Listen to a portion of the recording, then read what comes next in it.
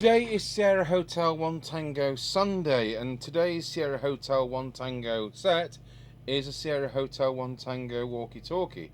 And let's see if it actually performs better or worse than last week's Duet 1+1, which I must admit would work room to room. Well, this is the Humbrol World of Discovery CB7 set of 2 walkie-talkies, and now CB2781 approved.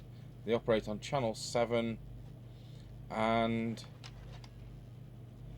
I put a battery in this, and that base station we use with a dummy load in the back, I could talk to it from the other end of the room, and I could receive it from 2 yards away. So there are 2 of these. I'm not looking at both, I'm only looking at one. And then I was just researching this, and what would I come up against? But right here and right now on eBay, a pair of them in the box for $49.99 plus post from somebody in Leeds. Isn't that thrilling? And they come in original packaging. And he's turned them on and they communicate with each other. Note there is a small amount of static, likely to be my surroundings. Well, vintage radios are sometimes susceptible to this. Well, I'm really thrilled. And I wonder how many transistors are in this heap of junk. So on the back of the box here, it says range plus or minus 500 meters, and that actually is probably quite truthful. When anybody quotes up to, it means at sea. I just want everybody to know that that's what it means. It doesn't mean on land. You know, if it says up to quarter of a mile range on something, it does mean at sea. And some people go, well, we were in a park and it's only quarter of a mile, and we did. No, it means at sea. So it's single channel is channel 7, which is 27.66125, and it does tell us that it's 80 milliwatts. So our realistic 1003 we used as a test set here is 50 milliwatts, and I've had 3 miles on it. So if this was as well designed, this would also get 3 miles. And we're starting off on the last one we did, because it was doing such paltry power, we couldn't test it on the Marconi test set, and if you remember, I had to start it off in the other workshop on the RF voltmeter, which was much lower output powers than what this does. This starts at about 50 milliwatts. So what do we need to know? The range depends on your location, air temperature, buildings, electrical interference, etc. Also means, of course, that you have to hope there isn't somebody operating on that single channel. Channel 7 is an interesting random frequency, and I've got no problem with that. So we got I got these off eBay some years ago now, and there are 2, but I've picked the one I'm doing totally at random. Now I've just opened it up, and to be honest, it looks better quality than the Duet stroke Chiser stroke D'Amico one that we did last week. It's neatly laid out, and like the Chiser, it uses probably an LM386 if I put the right glasses on. Oh no, tell you what, instead of changing glasses, we'll just zoom in on it. I can see it in the video monitor better.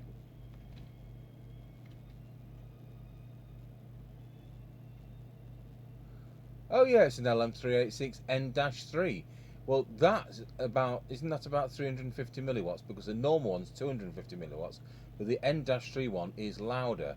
It's a bit like going up to 11 on a Marshall amplifier.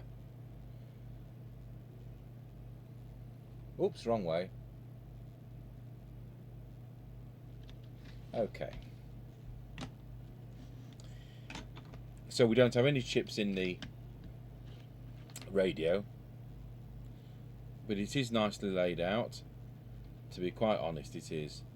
And you've got the two crystals there, so we'll find out which way round that is. I'm pointing and I've got the zoom out far too close. Okay, I'll point to those again, the two crystals there and there, so I'll work out which one it is in a moment. Well, that's 13 point,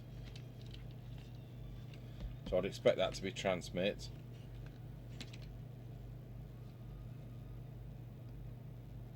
And that's 27 points, so that'll be receive, because you need to multiply the transmit on FM to be able to get the deviation you want when it's crystal controlled, and that'll be minus the IF, which will be 455 kilohertz. So we'll just have to open this up a bit further because we can't test it, because I know I'm going to have to get to the speaker, and obviously with this being a toy for people 8 up, I think at my tender age of 56 I might be big enough to use it.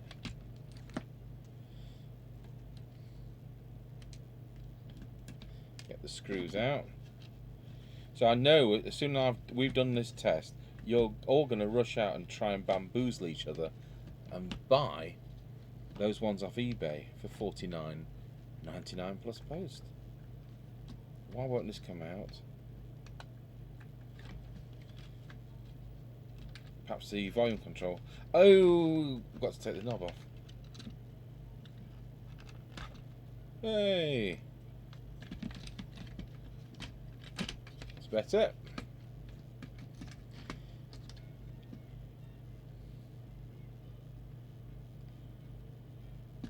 I think we'll do with a bit of defluxing on this actually before we start. I'll take the RS alkaline battery off it, which is worth more than the set. Oh, I can't deflux it. Mr. Chippie's well stuffed with the isopropyl alcohol. So the speaker's made in Taiwan, and the radio says made in Taiwan on the back. So there we go. You don't think it's another of greats, do you? With them lurking in Taiwan.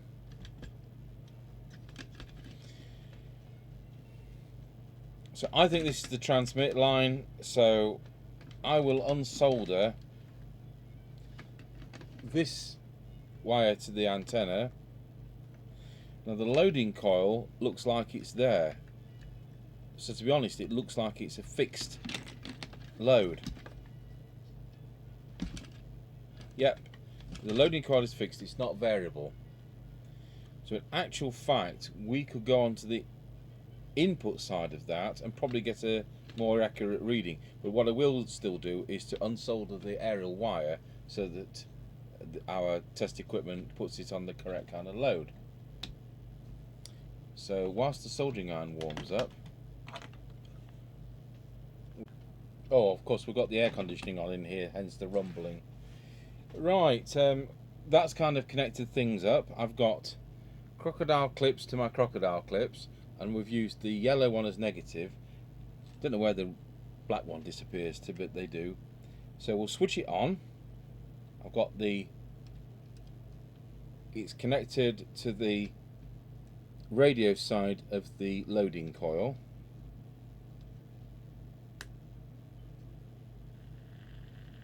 It's probably got some built-in kind of squelch, which is more than the realistic has, however good the realistic is. So we'll go into transmit.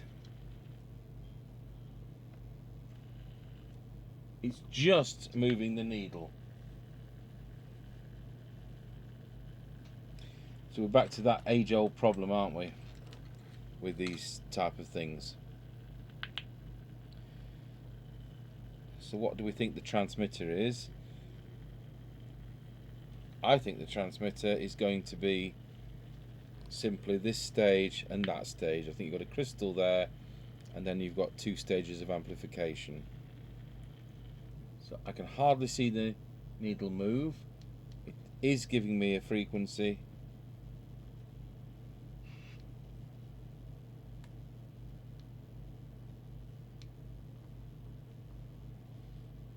It's drawing 30 milliamps.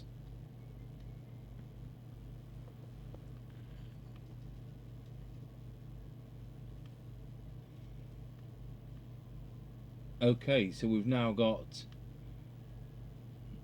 about 25 milliwatts. So I'll swap my negative over to the other coil.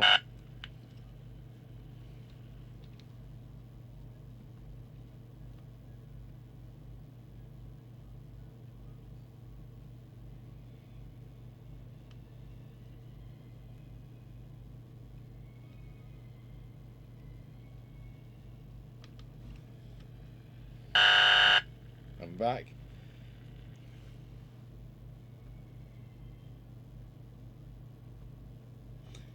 So it's about 25 milliwatts doing it that way. Let's do it the other way.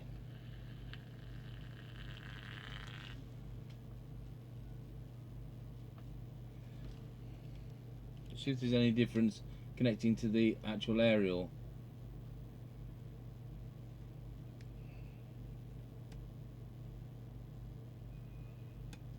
It still tunes about the same.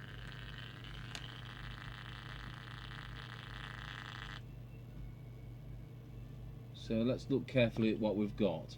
So if 100 milliwatts is there, yeah, it's about 25 milliwatts. But you know, who knows when it's on the when it's actually on the aerial in the way it's supposed to be matched. So there won't be any point in doing a field strength thing on this because it doesn't have an adjustable loading coil. The frequency is supposed to be 27.66125. I seem to recall it saying. Just verify that. And it's 27.66142, so it's slightly high. So that's absolutely fine. It's well within tolerance. So let's look at deviation, if we can measure it.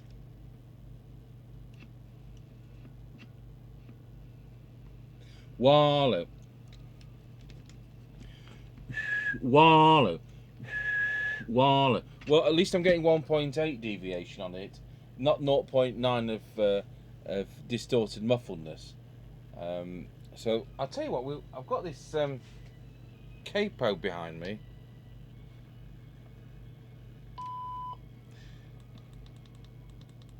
See what it sounds like.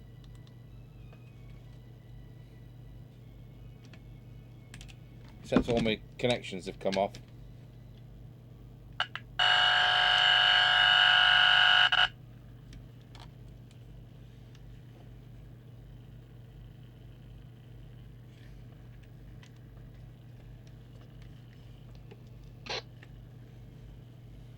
So I'll put that near the microphone. Microphones. We are in stereo.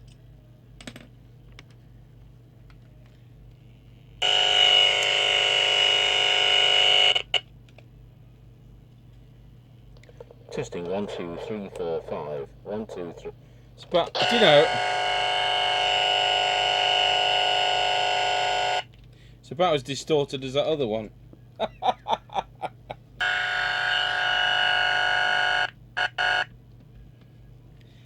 Right, let's look at the receive. Yeah, that sounds pretty awful.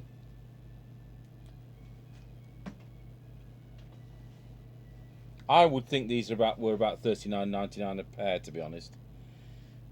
The Harrier Scout ones are, which I don't know where ours are. We've got some Harrier Scouts, and I think they're worse than these. They weren't on the market long. I think they withdrew them. Let's have a look then. So we need to put in 27.66125. So I'll pause the video while I do that.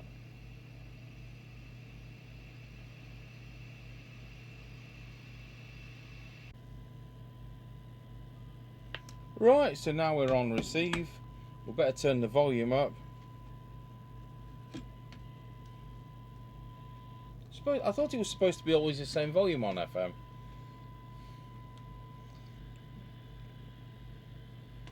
If I turn up the signal generator, up it comes. So I'm sorry folks, but this is a laughable S9. So yeah, I can hardly hear that.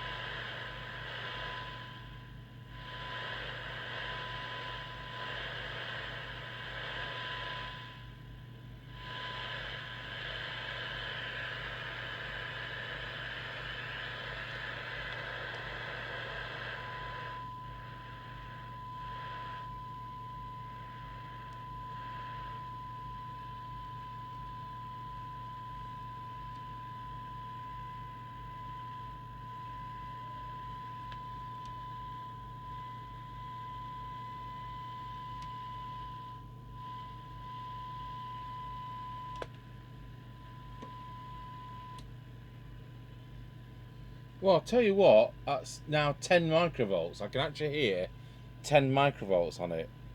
I'll just see if we can just improve from that. I'm not going to touch the wax one. That's probably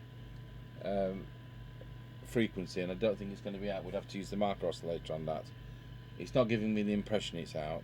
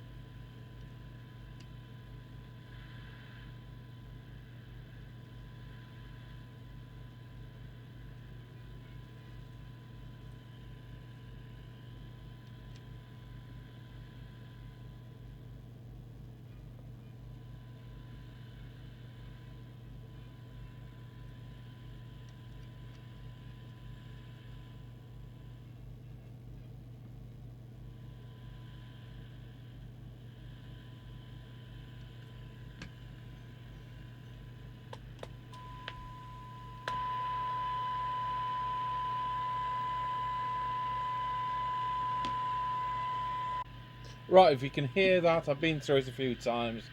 That's 10 microvolts. It's receiving down to about 8 microvolts, so it's really pretty ropey receiver. Let's just go in through the aerial connector. It doesn't make any difference. But might do. Might be receiving down to 5 microvolts. But the volume's totally dependent on the signal input. If I put the 30 microvolts on, 100 microvolts on, so that's now an S9 signal. So there's plenty of volume when it's got a good signal. So, not gone into circuit details, but do you know what? It might be super regenerative. Anyway, that's it. There's nothing more we can do. There's no adjustments for things like deviation. So we're getting 25 milliwatts out of it. But that doesn't mean everything. I don't know what the accuracy is like on the test machine down at these kind of levels, because it's, to be honest, it doesn't purport to measure under about 50 milliwatts. So I'll put this back together. Right, so I'll put it back together, and we'll just hold our aerial onto the telescopic.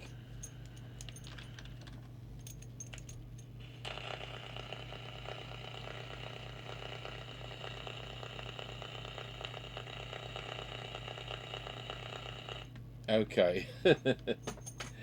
Right. Well, we'll see what Mr. Chippie makes of it. I think we'll start at the concrete 100 yards away.